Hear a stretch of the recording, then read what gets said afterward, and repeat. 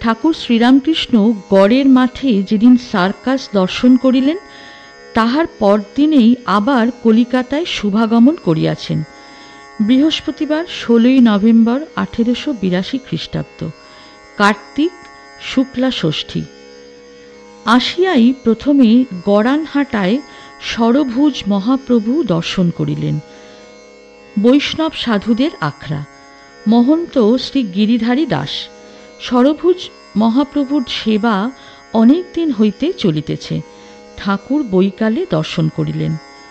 সন্ধ্যার কিয়ৎকাল পরে ঠাকুর শিমুলিয়া নিবাসী শ্রীযুক্ত রাজমোহনের বাড়িতে গাড়ি করিয়া আসিয়া উপস্থিত।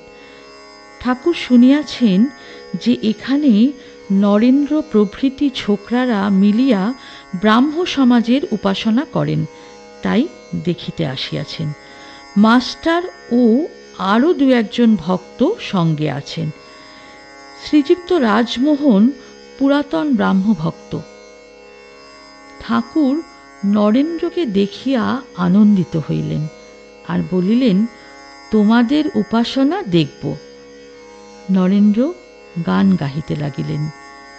শ্রীযুক্ত প্রিয় প্রভৃতি ছোকরারা কেহ কেহ উপস্থিত ছিলেন। এইবার উপাসনা হইতেছে। ছোকরাদের মধ্যে একজন উপাসনা করিতেছেন। তিনি প্রার্থনা করিতেছেন, ঠাকুর যেন সব ছেড়ে তোমাতে মগ্ন হই। ঠাকুর শ্রীরামকৃষ্ণকে দেখিয়া বোধ হয় তাহার উদ্দীপন হইয়াছে, তাই সর্বত্যাগের কথা বলিতেছেন। মাস্টার ঠাকুরের খুব কাছে বসিয়াছিলেন।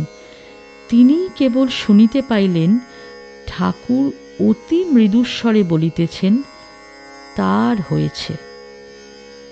শ্রীযুক্ত রাজমোহন ঠাকুরকে জল খাওয়াইবার জন্য বাড়ির ভিতরে লইয়া যাইতেছেন।